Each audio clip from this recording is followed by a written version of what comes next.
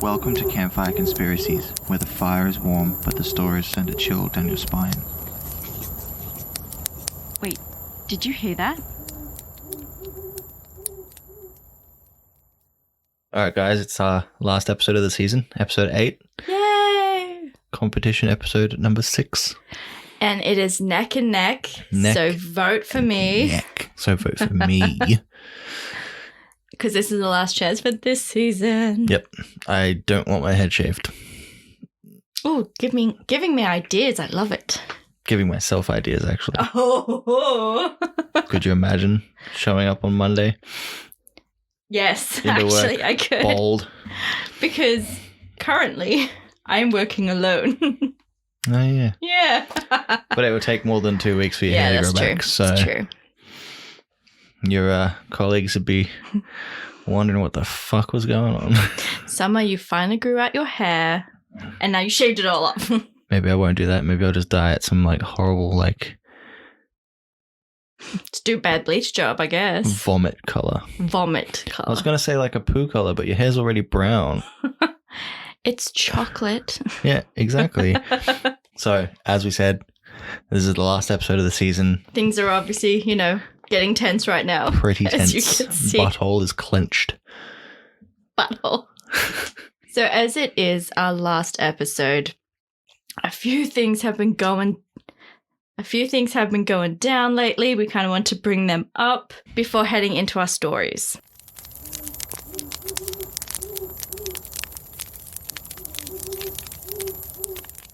After evading the US police for decades, Golden State Killer Joseph DeAngelo pled guilty in exchange for a life sentence instead of the death penalty. He committed a series of rapes and murders in the 70s and 80s, infamous for being the most notorious unsolved serial rape killing in at least Californian history. Decades later, he was arrested in 2018 when police used DNA from crime scenes to find a distant relative on a genealogy website that eventually led to him. It is believed DeAngelo, now 74, will be sentenced in August and will die in prison. During his trial, his victims can give impact statements with no limitations on time or content. I obviously hope that this gives them some kind of closure for all that they've had to go through because of this person. I would also suggest searching for the video of Jane Carson Sandler, a survivor, telling DeAngelo to rot in hell. Yeah. Love it. My hero of the week. Yes. Definitely. Mine too. Darcy's as well, apparently. Yeah. We have our dog in with us today. We figured we'd spoil him and let him sit in with us because he misses out normally. Limelight. Yeah. Oh, our dog gets none of the limelight. Yeah. He's not our friend's favourite of the three of us. Exactly. Our second bit of news, if you're familiar at all with Jeffrey Epstein, you'll be interested to know that Ghislaine Maxwell was recently taken into custody, and apparently she's ready to name names. On the 2nd of July 2020, Ghislaine Maxwell, former confidant of Jeffrey Epstein, was arrested in her secluded home hidden deep in the New Hampshire pine and oak forests. This arrest came almost a year after Epstein's own arrest, and about 10 months after his supposed suicide. The charges against her are counts of conspiracy to entice minors to travel and engage in illegal sex acts, enticement of a minor to travel to engage in illegal sex acts, conspiracy to transport minors with intent to engage in criminal sexual activity, transportation of a minor with intent to engage in criminal sexual activity, and 2 counts of perjury. Sick stuff. Yeah. Yeah. It's been reported she is agreeing to cooperate and is ready to name names, which could obviously be a problem for her. Name them. Name them quickly. If the conspiracies about what really happened to Epstein are true, and that he didn't in fact kill himself, then Ghislaine Maxwell has a target on her back and will anger some very, very powerful people. Very true. Let's just hope for the sake of justice the government protects her and keep her safe at least until she can testify. Isn't it horrible when you have to think about someone's safety when they're pretty much a monster? Yeah, key witnesses for mob bosses and stuff like that, like rats. Yeah.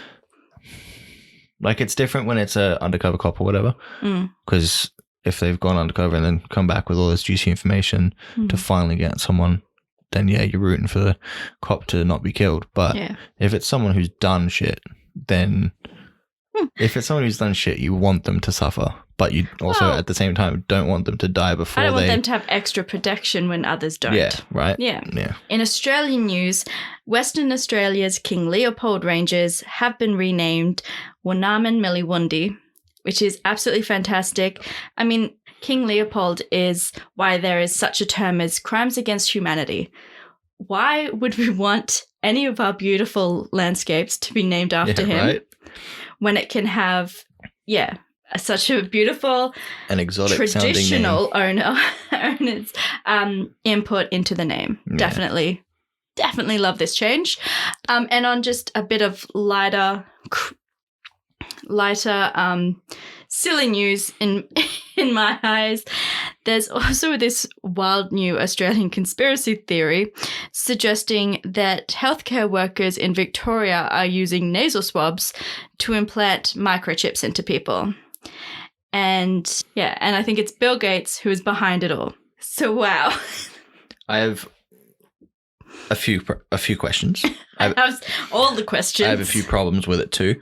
The main one, if you're going to be putting microchips in people's faces, why would you go to Melbourne of all places, or like Victoria and Melbourne and surrounding suburbs? Like, no offense to Melbourne, I've actually never been, but I hear some stories. We all hear the stories. We all hear stories. It's. I mean, there's some stories about up here too. Oh, so many stories. But we're the bogan state. Why would you go to Australia? Period. I don't think that's the fine stock right there. Yep. Could have been worse. Maybe, you know what it is? What? It's the hole in the ozone. The microchips actually beam up to satellites, and it's easier to read from the satellites because of the ozone. Right. Yep. I'm just feeding fuel to the fire. Yeah. Doing nothing to help the cases. Nothing. Just guys, if you want any sort of conspiracy, it's all in here. We'll go crazier for you. It's in my noggin.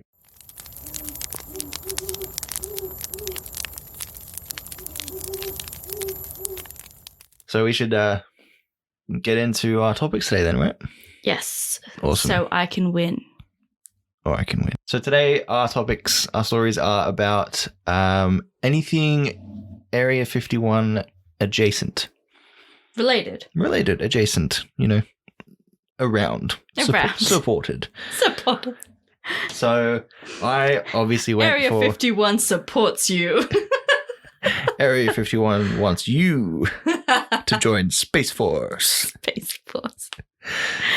Okay, get into yours. Right.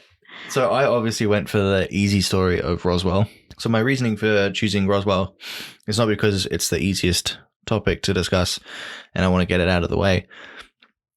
It's because it's actually kind of, aside from, Hollywood movies and stuff, what actually got me into aliens. When I was doing real, research into UFOs and things like that, anything abnormal, it was Roswell that sort of stuck with me. So I wanted to, dig up some of my old roots by digging up the story of Roswell and just dive right into it.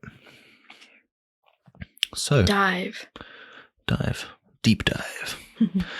I borrowed a bunch of books from the library, and you're adorable.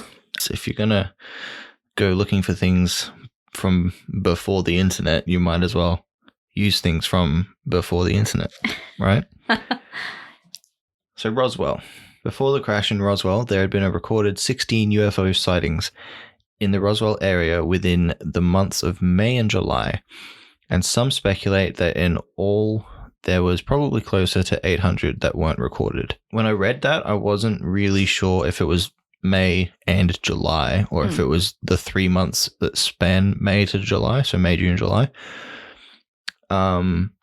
Because it wasn't specified, and also those 16 UFO sightings, I don't know if it's 16 people saw the same UFO or if it's 16 different UFO sightings. So, leave that up to interpretation. In June 1947, rancher William Mack Brazel found some unusual debris on his homestead, just north of Roswell, New Mexico. He was interviewed by the Roswell Daily Record and stated that he'd seen, and I quote, a large area of bright wreckage made up of rubber strips, tinfoil, a rather tough paper, and sticks. He also said that on separate occasions he'd found 2 weather balloons on the ranch, but this time the debris didn't resemble those 2 wreckages. He thought nothing of the debris he found in June until he went to collect it on July 4th, when he went down to the wreckage with his wife and kids to collect the debris. Today. So that's today. Yeah, so that would be the... Independence Day. Yes. Which is really funny. Oh, is that why the movie was called Independence Day? And maybe. Never really looked into it. But yeah, so today would be 1947. What's that? 77 years. 77 years. Cool. Yeah, 77 years to the day since he went to collect the debris. On July 4th, Brazel reported to the local sheriff, George Wilcox, that he might have recovered the remains of one of them flying saucers. Wilcox contacted military authorities at nearby Roswell Army and Airfield, and Major Jesse Marcel was sent to investigate. Major Marcel and 2 counterintelligence corps agents, Sheridan Cavett and Lewis Rickett, drove out to the ranch to examine and collect the wreckage. On July 8th, the Public Information Office at Roswell Army and Airfield announced they'd recovered the remains of a flying disc. According to the Roswell Daily Record, a Roswell couple claimed to have seen a UFO fly by their home on July 2nd. The Roswell Daily Record read, RAAF captures flying saucer on ranch in Roswell region. Brigadier General Roger Ramey of Carswell Air Force Base, Fort Worth, ordered the wreckage to be sent to him for examination. On July 9th, he held a press conference with Major Marcel present to announce that it wasn't a flying disc, but just another downed weather balloon. As proof, they showed reporters material typically used for the balloons, a shiny, silvery material, kind of like tinfoil. The story was mostly forgotten by the mainstream media after this and stayed this way for over 3 decades until 1978, when a UFO researcher by the name of Stanton Friedman met with Major Marcel to talk about the flying saucer story and to try to expose the government's alleged cover-up. On December 8th, 1979, Robert Pratt, a journalist from the National Enquirer, interviewed Marcel. Marcel claimed the wreckage he'd recovered from Brazel's ranch was nothing that came from Earth. On December 8th, 1979, Robert Pratt, a journalist for the National Enquirer, interviewed Marcel. Marcel claimed the wreckage he'd recovered from Brazel's ranch was nothing that came from Earth. Marcel claimed the wreckage he'd recovered from Brazel's ranch was, and I quote, nothing that came from Earth. Dun, dun, dun. The material he described was tissue-thin, indestructible metal.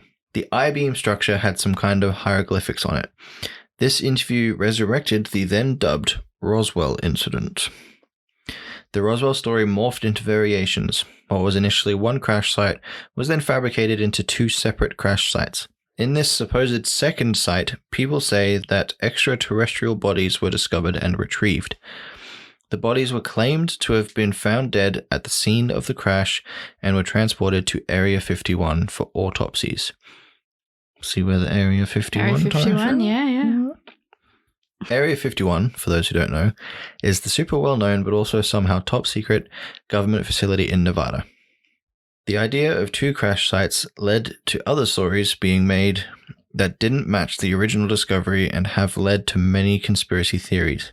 One of these stories came to light in 1995 when Ray Santilli, a film producer who said he had genuine film footage of the Roswell alien autopsy, immediate red flag, the supposed autopsies took place in Nevada in a top secret facility. They're not going to let some random film producer in there to shoot footage.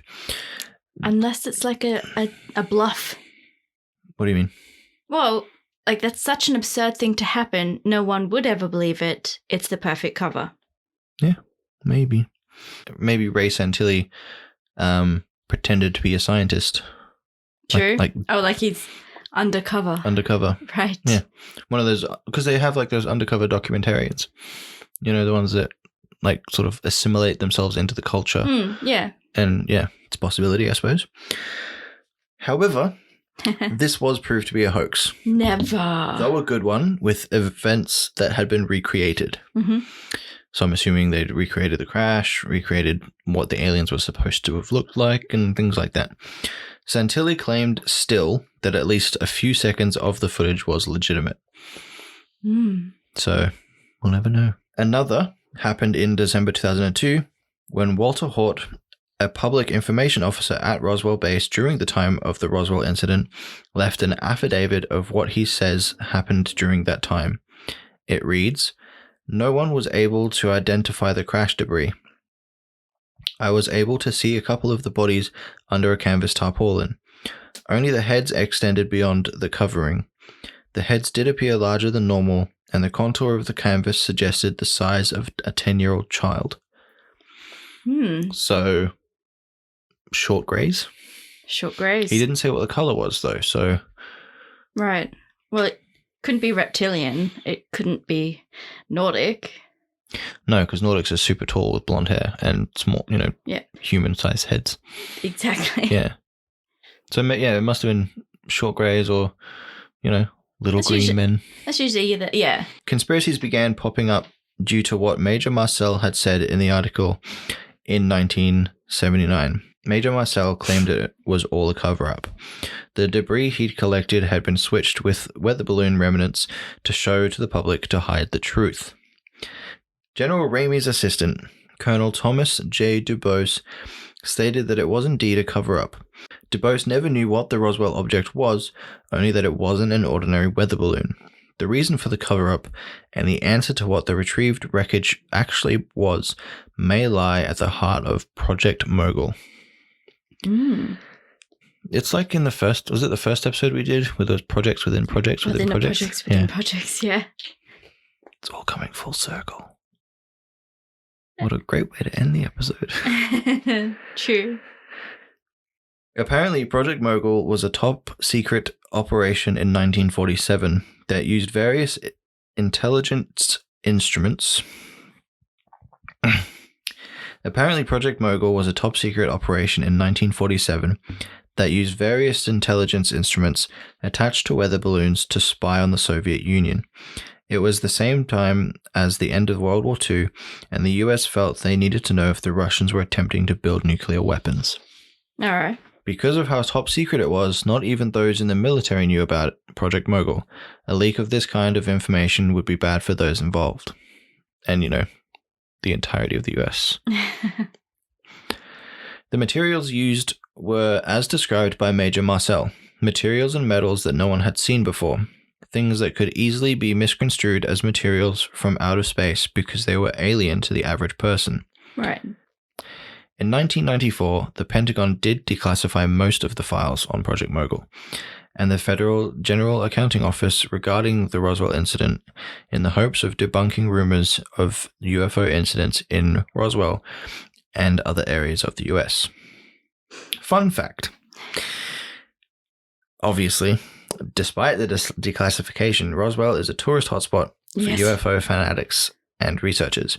Every July, the town hosts a UFO festival, and believers come from all over, hoping to find evidence for themselves of extraterrestrial life. Do you think they did it this year? I don't know. Yeah. I was just thinking that. Yeah.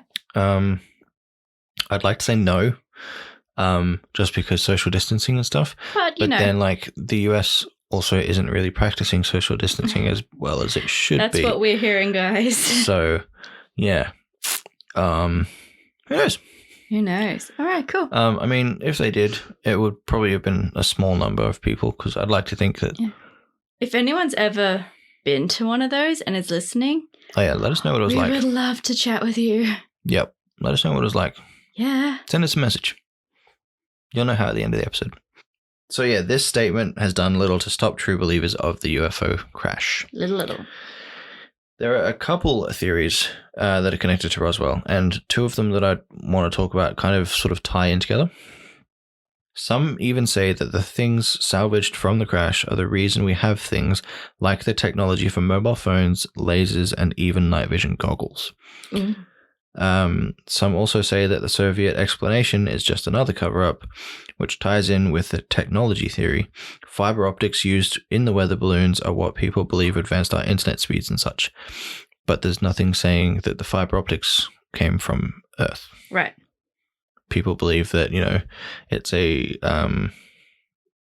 technology from a higher being, from something out of this world. Right. Because, we're not smart enough to come up with this shit on our own. Nope, not smart or strong enough to come up with the pyramids. Yeah. Not smart enough to come up with internet. Nope.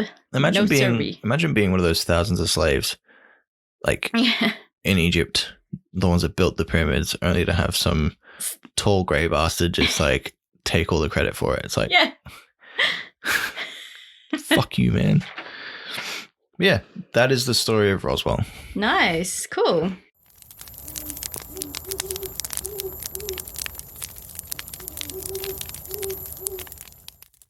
Before getting into my Area 51 tale, I would like to bring up 3 things. 1. Five Eyes. A conglomerate of 5 countries, the UK, USA, Canada, New Zealand, and Australia, working together to collect mass surveillance data. They aren't controlled by any government and have the power to spy over citizens of another nation for that nation. Its privacy is paramount. Yours isn't. Wait, so they can be hired by like China, for example? Only people within Five Eyes. Oh, so they can... Those countries spying... on their own country. So America spying on UK, but for the UK. Oh, okay. So it's unlawful for Australia to spy on its citizens. But if the US do it for Australia, right, like for the Australian government, that's fine. That's fine. It's like outsourcing a PI. Yeah. But we're all doing it together. Yeah. Formed during the Cold War, it started as an alliance between USA and UK with the aim to decrypt Soviet-Russian intelligence. Wait, so it started out as a Soviet decrypting company kind of thing. Uh-huh. But then, like, they aren't allowed to spy on Russia or anywhere else. It's only within the Five Eyes. See, now you're confusing me. Sorry. No. It's a good question. All right. I guess I should say that that's one of the ways they surveil is on each other. But yes, they do it worldwide. Okay. Yeah. They could be listening in right now. Exactly. Around the 50s, Canada, New Zealand, and Australia entered, only strengthening their power over the years. In 2013, former NSA contractor Edward Snowden leaked documents exposing the extent of surveillance sharing conducted on the alliance's citizens. The almighty Snowden. Yes. 2. Nuclear power. Since the 50s, nuclear power in Australia has been hotly debated. Australia is the 3rd largest producer of uranium, but with us also producing enough natural gas and cheap coal, we've avoided nuclear power. Damn right we produce enough natural gas. Well, certainly you do. Well. However, there are 2 uranium mines operating in Australia at the present time. Ranger in the Northern Territory and Olympic Dam in South Australia. There's also been debate over nuclear waste storage in Australia, with sites still being discussed. 3. Whether you're talking Greys, Nordics, or reptilians, the ideas of visitors from another world fascinates a lot of us. Obviously, including you, Sam. Yep. And this year, we've got the American government coming out with footage of UFOs after last year when the world was swept up in the idea of Area 51. And we didn't even give a shit. No fucks given. Because of COVID. Oh, yeah, about the footage. Yeah, for sure. Also, storming Area 51. I feel like a lot of people gave a shit about that, even though in the end, not many people turned up. Yeah. Okay, so you're probably wondering why I'm bringing up these seamlessly separate things, right? Well, there is a secret facility just outside of Alice Springs that Snowden outed as being used for military and domestic surveillance. Because of this, there is a threat of nuclear bombing. But for this episode, it is most importantly considered Australia's Area 51. Alice Springs. Yes. Is such a weird name for a place that is bone dry. Well, speaking of weird names, I present to you Pine Gap. That sounds like deforestation at its finest. Right? Yeah. Doesn't sound that intimidating at all. No. In fact, it sounds like a dried up lake surrounded by trees. Because it's a gap. Yeah. Okay. Or maybe an alien crash landed, and that's the gap with the trees around it. True. If you looked on a map, that's a pretty big gap that massive mothership came down in. Yep. Okay. Ran out of stardust, just... Anywho. Joint Defense Facility, Pine Gap, is a highly classified base that even our Senate isn't privy to, though we're still supposed to consider it a successful part of Australia's military defence. The base is mainly radomes, which are these weatherproof enclosures that protect a radar antenna that send and receive satellite information within several buildings within Pine Gap.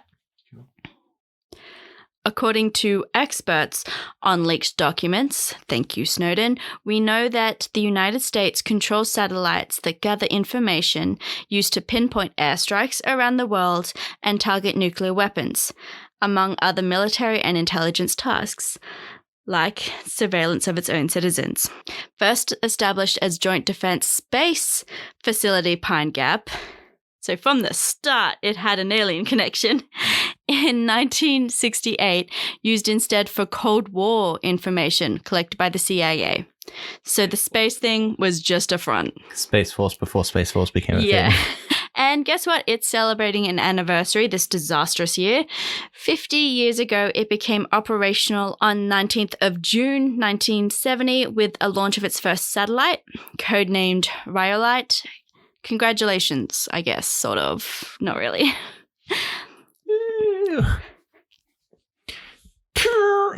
That's one of those little things that you blow. It like a party popper. No, the ones that you blow out, and it's got like the horn with the string, the thing that goes. It looks like a trumpet, but it like. Oh, what is that? That curly up your tongue thing that just goes. The curly up your tongue thing. What is that called? A curly up your tongue thing. No, look it up. A party horn, party blower, party pipe, or blow tickler. Ooh, a blow tickler. All right, so there are two other similar bases to Pine Gap, Barkley Air Force Base in Colorado, USA, and RAF Minworth Hill in Yorkshire, Britain, both also with only speculated understanding of what happens within. Though, of course, there are countless more surveillance operation bases worldwide, including in Australia, because Big Brother is always watching. It is considered to have around 800 people or more working there. Actually, a census uncovered that at least 599 Americans lived in the area in 2016. Imagined to be mostly CIA, NSA, and NRO staff, their work never discussed. Actually, there were rooms within that no Australian has entered. That doesn't sound like the US at all. I think so. We were given access begrudgingly, and whilst it is a joint operation, from the sounds of it, it's still pretty much, as always, we're brown nosing, the Americans are king, yay, that kind of crap. So why did they give us access if they didn't want to? Well, they do need our help. You know, it is supposed to be joint. And yeah, I think a lot more Australians were allowed on because of the concern from the Senate, from the government, from the shadow government, saying, what the hell's happening there? So at least now the government can go, well, at least we've got Australians there. We're not going to tell you anything that's happening, but there's some Australians, an undisclosed amount, doing undisclosed things. There's Jono over there with his stubby and his thongs kicking his feet back in a hammock, just staring off into the sunset. But things like drone attacks, everything like that, that's what goes, that's the kind of stuff that can go down. All right, so back to the 3 things I started with. 1. So Pine Gap and other surveillance operations is the reason citizens feel like they have no rights to privacy anymore. Because their own government, through others and by others, are watching. Not just the bad guys, us all. And frankly, what we see shows them getting a lot of data wrong, causing unmeasurable pain to the innocent, and causing even less trust in governments. Trust no one. Alrighty. 2. Speculation is there is a large underground base, perfect hiding spot for things like nuclear weapons. People within the government, including Bob Hawke in 1984, have stated there's no stored weapons and that it isn't a military base. However, the more mainstream concern is over it being a target for nuclear attack. Obviously, with everything that must happen within there, it would be somewhere to destroy if you were against our interests. Also, it is used for targeting nuclear weapons worldwide, providing info on missile launches, drone attacks, generally helps the military. Yeah. It is actually, and as I said previously, the government considers it to be a big part of our Australian military intelligence. So, Okay. 3. At the height of Storm Area 51 last year, there was also similar plans here to storm Pine Gap. It's funny you should say that, right? Because I was scrolling through Facebook today. Yeah. Are you aware of arse? What? Okay. And you'd look at me like that. She looks quizzically and like, what the fuck? Just for you, who obviously can't see. That's pretty much it, yeah. So I'm pretty sure it's not a legitimate space exploration, Australian space exploration place. Right. But it's a clothing line or like a merchandise line. Right. And ARS stands for Australian Research of Space Exploration. So it's basically the NASA logo with the word ARS printed on it instead. And way back in 2019, at the same time of the thing, they've got they had t-shirts printed for people of like it said Australian spelled Ost, and then alien, like as an alien. I actually think I have heard of this. And it's got a kangaroo bouncing, and it's like Australian storming Area 51, but Australian spelled like aliens. Yeah. And it comes in like 3 or 4 different colors, and you can still buy them. So, and they come in hoodies as well. Sponsor alert! Like, oh yeah, not a sponsor. But if you want to sponsor us, like, hit us up. But yeah, my birthday's coming up, so. All right. Hint, hint, wink, wink, take it. Here are some of the accounts of alien and UFO sightings at Pine Gap. In 1973, a van saw a vertical shaft of very bright blue light emitting from the area of this base. In 1974, a large white object, similar in size to one of those white radomes I was talking about before, suddenly leapt into the air and disappeared. In 1980, from a camouflage door in a hill, 3 bathtub-shaped objects flew slowly away from the base and then one by one disappeared into a black hole in the hillside. wasn't a storm drain. That's where the Yowies are. Maybe they were conspiring. Watch our other episode to get that reference. Anyway, okay. In 1984, 5 witnesses saw vehicles were moving around the main base and groups of people in coveralls were gathering near the radomes. One of these 5 witnesses was actually told to go and look at Pine Gap because something was about to happen. So he was kind of warned. Whilst they were there, looking at these people gathering around the radomes, a bright beam of gold-colored light sprang up from the center of a radome. It was extremely intense. It looked almost solid. The beam suddenly cut off and then pulsed several times. 5 star-like objects started to approach. 4 were in this tight diamond-shaped formation, and the 5th, which looked like a cylinder, I think described by one person as cigar-shaped, followed.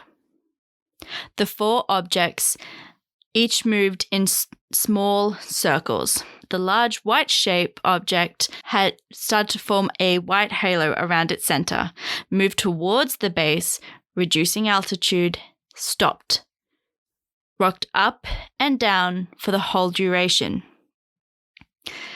And if you thought things couldn't get weirder, blue light beams started flashing between all 5 objects. The gold light beam again emitted from the area of the radomes. This time, the small objects began to rotate around the beam and ascend vertically as if they were examining it. The 4 objects then returned, spiraling down the beam. They all sped off in seconds. 7 more UFOs were seen over the next few days by these people. On another occasion, campers saw this bright silver ball of white light flickering, then other white lights grouped within it, all moving away pretty quickly. What were these people smoking? And where can I get some? I know. I actually think it's really rather fascinating that most of these have to do with lights. Mm. It's very it's different to, you know, your garden variety UFO because like, yeah, you see orbs, but that's normally sort of like construed with like the paranormal, like ghosts and stuff. Yeah. You see like a bit of fog or a white speck on a lens or whatever. No, this is, yeah. These are described very differently, like as you say, including the light being so intense that it looks solid. Yeah. Yeah. It's weird. Because like aliens, at least, you know, according to a lot of the people in the US, like the spaceships are pretty generic. Yeah. They're all like the same sort of thing. Not cigar shaped like us Aussie aliens up here. They're, you know, your typical satellite dish looking thing, flying saucer, which is where they get their name, obviously. But it's all the same sort of like eyewitness account. Yeah. It's like almost identical down to pretty much like the last spec, but these ones are all, you know, same but different. Yeah, they're all lights, but they're all different lights, different light shows, so to speak. Light shows, they're pretty much it. Almost light shows for the alien crafts, I feel. Yeah. Yeah. It's almost like, come here, this is where you're supposed to land. Like a runway with the... Yeah. Yeah. With the batons. Please come in. Yeah. All right, next one. In 1989, such a good year, a large, well-camouflaged door opened on the side of the low hill, so kind of like the other one. A metallic circular disc appeared from a black hole and sped off. The door then slowly shut. A UFO of grey colour with a slight yellow fuzz around its edge and approximately 170 metres in diameter hovered above. The blue light beam seemed to return like a rod, slowly extending from the UFO to the base. Within minutes, the light beam retracted only to be followed by a similar blue beam, slowly extending from the base to the disc. followed by a gold-colored beam which appeared remarkably close to the blue one. So all the same colors that are repeating itself. Yeah. This process continued for about 40 minutes and ended when the disk made some rapid oscillations. I love that word.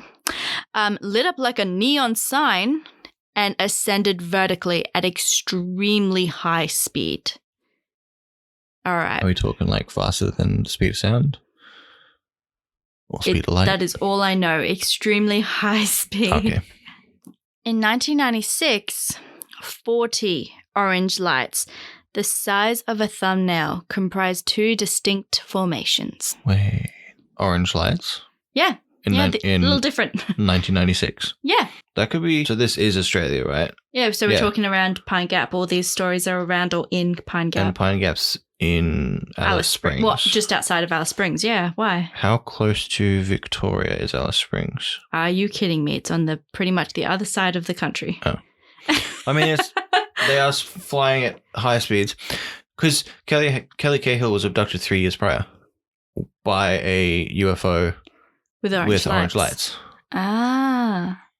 So I'm wondering if they're connected. Yeah. So there's actually only one story that explains the aliens.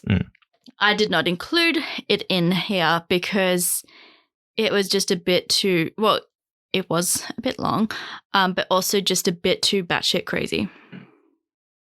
I don't want to discount this person, but I think I would have laughed the whole way through. Therefore, I took it out. So I actually don't know, there's these UFOs, but there's no real talk about any of the aliens that could have been in there. Or if, they really are just weird-ass beams with weird-ass aircrafts. Yeah. Oh, and for those wondering who Kelly Cahill is who haven't listened to every episode. Tut-tut. Yeah, first of all, what the fuck? Shame. Second of all, just go back to episode 5, Green Beans, Red Eyes. Give that one a listen. It's got the story of little green people and, aliens with red eyes that abducted an Australian in Melbourne back in 1993. Good story. You should check it out. Please do. Alrighty. Okay, where was I up to? The orange lights. Orange lights. Okay. The first formation of these two distinct formations was a circle of 19 lights, 19 of these 40 lights, which hovered for about 15 minutes. Then 21 similar lights moved into two straight lines, east to west, then formed an evenly spaced straight line. Both formations traveling in the same direction were lost sight of. But a UFO showing like a blue light again, landed about 10 kilometers west of Alice Springs. Suddenly it rose and the witness saw it in a bit more detail than the other ones because it said they were 40 meters in diameter with a flat base with lines running around the bottom and around the top. The blue light formed a halo around it and made a whirling noise they heard.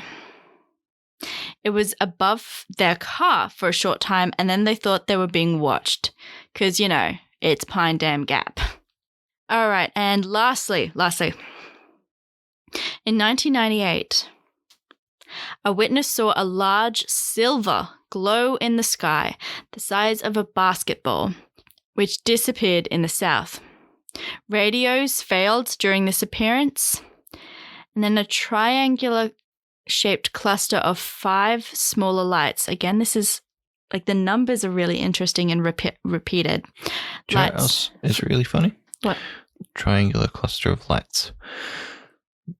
In the Kelly Cahill story. Yes. Burnt into the ground.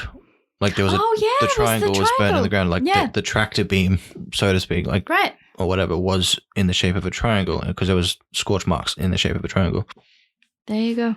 So yeah, these triangle-shaped clusters flickered back and forth and then faded out. These are the stories of Pine Gap's UFO sightings, making it the Area 51 of Australia. As I've already said, I particularly like that these have a lot of the same kind of themes in it, the kind of lights interacting with UFOs, but they're not all so similar that it just sounds like a rehash every single, account. I find it really quite interesting. And, I'm a bit bummed though, because with the last one being in 98, it's kind of a while ago. Yeah, it's 22 years ago. Like, where did they go? What happened to them? Yeah. It stopped the year my little sister was born. Are you saying that she's somehow connected? Alrighty. Yep. I always thought she was an alien. Rachel, you can't hide. He's calling you out. For several reasons, obviously, Pine Gap is a fascinating thing to discuss. Rather a terrifying thing also to discuss. Yeah, definitely. It's kind of ironic that the least threatening thing I've talked about is UFOs from another planet. Right. In this story. But I hope if you haven't heard of Pine Gap, that's interested you a bit. It's definitely what, if you ever want to, do a deep dive, this is something you should have a lot of fun with. Yeah. I didn't even know what Pine Gap was, except for the TV show, which is very loosely based on this. Yeah. What you just told me. Yeah. One thing that so I didn't watch the whole TV series. Yeah. So I didn't watch the whole series. Couldn't get through it. But in the first episode, I didn't find out if this is true or not, as far as, they do have artistic licensing, so. Exactly. Yeah. So, in the first episode, there is this Aboriginal tour guide. Right. And she's discussing the area of Pine Gap and how, you can't go in and all that. Yeah. She mentions, though, that the Aboriginal people believe that place is a site to commune with the stars. And I'm like, wait, what? And she's saying that was the reason, whether they know it or not, they decided to put Pine Gap there. And me knowing, even though they don't really discuss it in the TV show, at least not that from what I saw, me knowing that I want to discuss UFOs, I'm like, wait, what? I did try to find out whether the local Aboriginal people believe that Pine Gap has that. Yes, obviously they have fought. They have protested against Pine Gap. There has been lots of protests for numerous reasons against Pine Gap, but I couldn't see if that was one of the reasons. Was a meeting. Yeah, that place, that the site was a meeting place. It used to be a meeting place to commune with the stars. How fascinating if it is. I hope that is true. That's so cool. Yeah. Especially if because if you think about it, a lot of I don't want to say fairy tales because it's folklore. Yeah, can be interpreted as either truth or fiction. Yeah, it has that fragment of truth. That's something it started from that was truth. Yeah. And maybe their idea of communing with the stars or the skies was actually talking to aliens. I know. I agree. It's cool. And it's amazing to think, especially with other, Aboriginal folklore, like with Yowies, for example. And I think Bunyips are in Aboriginal folklore as well. Yeah. Like, these things could be from another world. I think they're very terrestrial. I think, though, there are a few, and hopefully I get to talk about these Aboriginal Dreamtime stories that do reflect that the Aboriginal people of a few different. It is hard to say, isn't it? Do reflect that there is a few different Aboriginal countries around that have wanted or have had conversations with the stars. Yeah. One of my favorite tales actually talks about one of them, becoming stars and all this. I'm like, how could you look at that from maybe a different perspective, whether it's aliens or UFOs or that. Yeah. It's fun to speculate. It is, yeah. And I think that's one of the best things about stories, is like they can be up for interpretation. Yeah. Yeah. Where, fact is fact, stories and like things that have been passed down from generation to generation. Like, it's like a generational game of Chinese whispers, like it could be like, there's no way of knowing, unless you dig deep into like history somehow. Even as I discussed within another episode, a lot of historical texts and everything you can't take as truths anywhere. They are opinions, they are superstitions. Exactly. It's really hard to say. And even archaeology. Honestly, I am so in awe of that profession.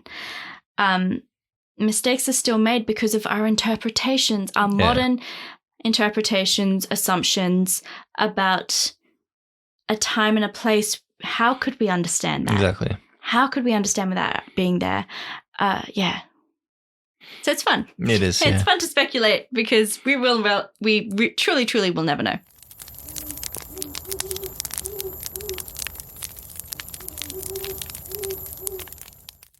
But yeah, that's our episode for you guys. Our season 1 competition closes on July 15th, so get your votes in to have your say in who will lose this season and have to suffer the consequences. Sam.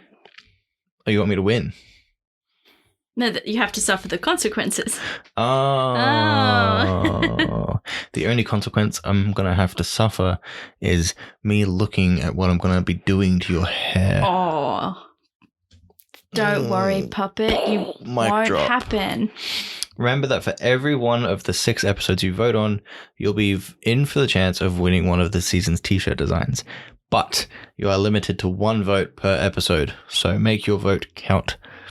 The winner of the t-shirt competition will be announced on all of our social medias and will be personally contacted by us to discuss which of the 6 designs they want and for their postage details, etc.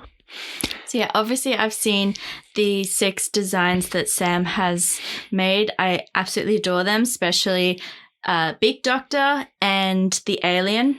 Yep. Absolutely fantastic. And I can't wait for you to see it too. Lastly, the video of the punishment will be posted on our YouTube channel on July 22nd. Yeah, we wouldn't take that away from you. You will see the shame.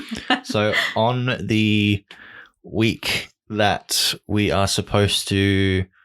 So on the week that we would normally be uploading an episode, it'll be on our YouTube channel. It won't be an episode. It'll just be the YouTube channel. Yeah. And then that following... episode slot will be a fun episode with one of our friends. But it's just a bit of fun, a bit of a post-season break before we get into the next season and have some more fun wowing you with our interesting stories. As always, you can contact us and vote through our socials on Instagram, Facebook, and Twitter. You can also email us, including any stories that you might want us to talk about. More than happy. campfireconspiraciespodcast@gmail.com. Bring in those votes. Bring in those stories. Thank you for listening. Until the next time, keep those campfires burning. Bye. Bye, guys.